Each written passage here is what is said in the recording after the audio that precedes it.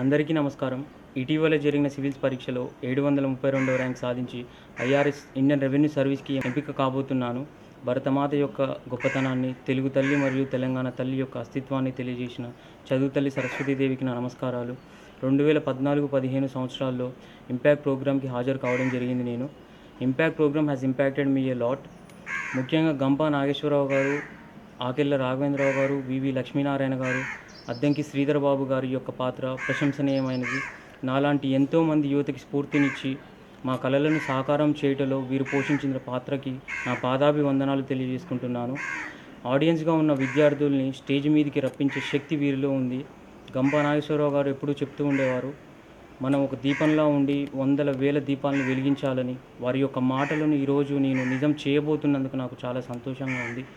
చరిత్రలో ఎందరో మహనీయుల ఆత్మ బలిదానాల ఫలితమే నేడు మనం పీల్చుకుంటున్న స్వేచ్ఛా వాయువులు. వారి యొక్క ఆశయాలను, కళలను సాకారం చేయాలంటే యువత అయిన మన యొక్క కర్తవ్యాన్ని, బాధ్యతని సక్రమంగా నిర్వర్తించవలసిన అవసరం ఉంది. సరైన లక్ష్యాన్ని ఏర్పరచుకొని మన యొక్క కళలను సాకారం చేసుకొని ఈ సమాజాన్ని, దేశాన్ని ముందుకు నడిపించి భరతమాత యొక్క రుణాన్ని మనం అందరం తీర్చుకోవాలని మనస్ఫూర్తిగా ఆశిస్తూ జై హింద్.